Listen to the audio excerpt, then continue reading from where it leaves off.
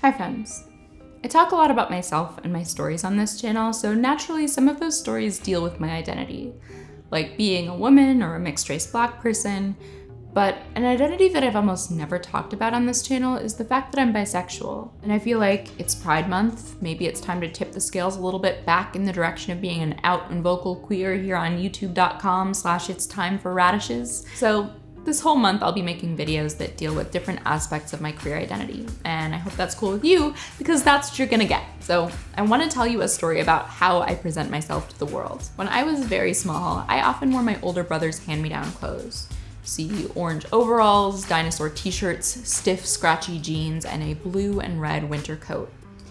When I got to preschool, I got picked on by some girls that were all named Megan. Like, I'm pretty sure it was 3 or 4 girls and maybe only 2 of them were actually named Megan, but to me at the time, it felt like a cult of the mean girl Megans, like the Ashleys or the Heathers. They told me I couldn't play with them because I wore boy colors.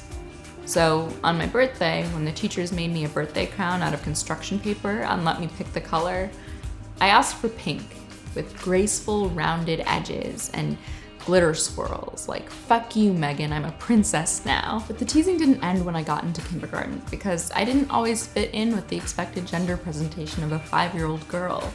Because I had an older sibling who was a boy, and children's clothing especially is so heavily gendered. And all I wanted was to dress like a girly girl.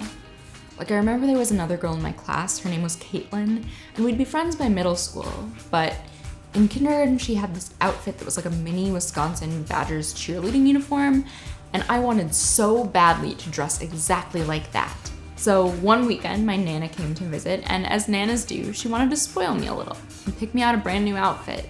So she took me to Kohl's, and in my head I'm thinking, like, how do I get something even prettier than Caitlin's cheerleader dress? We found a baby pink thermal with little pointelle hearts and a denim skirt, and the very best part, a shiny metallic pink belt with a heart-shaped belt buckle. And when I wore that outfit to school on Monday, man, you could not tell me nothing.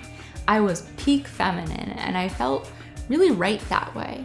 And that's never really changed, which got kind of difficult as I learned I was queer. I mean, like, on one hand, I'm a cis girl who likes to be feminine, sob story, I know. But on the other hand, femininity has always been kind of complicated because I've always been so into the traditional trappings of femininity that I even used it as a justification to myself that I wasn't queer when I was still questioning. Like, I must be straight because I love to wear dresses, which is like saying I must be good at math because I don't like eggs. And sometimes that makes me feel invisible within the community. Like, most of my queer female friends went through a button-ups and snapbacks phase, but I absolutely cannot wear a collared buttoned-up shirt, which is a thing that I recognize that, like, people of all gender expressions and orientations wear, but I feel so ridiculous and so uncomfortable in them with the intensity that some of my friends describe feeling when they wear dresses. And whenever I cut my hair any shorter than shoulder length, I loathe looking into the mirror until it grows longer. I once was driving to work and turned around and went back home when I noticed in the rearview mirror that I forgot to put on mascara. So I perform femininity in a way that a lot of people expect that I'm straight. I go to queer spaces and people assume I'm an ally.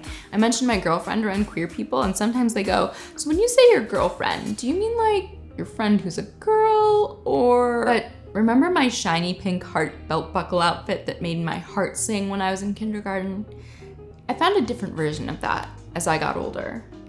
As a teen, I started experimenting with adding a little bit of an edge to my femininity.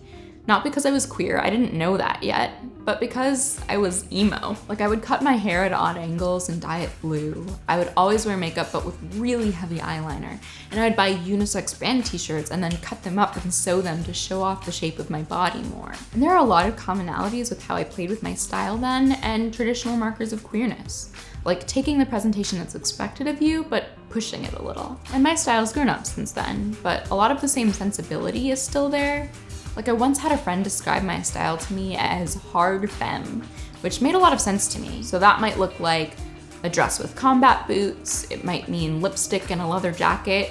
For me, it means dressing to emphasize my waist, but almost never wearing colors. And then walking around like I'm carrying an invisible glitter pink birthday crown on my head. Because to the right people, the way I dress does make me visible. And even if it didn't, this this is how I feel the most me. So tell me in comments, how would you describe your style? If you like this video and you want to support this queer creator during Pride Month, you can do one or both of the following things. 1, hit the notification bell so that you don't miss any of my videos. Or 2, support me on Patreon, where you can get exclusive writing, newsletters, playlists, postcards, and also help me make more of these videos. All right, I'll see you soon. Bye.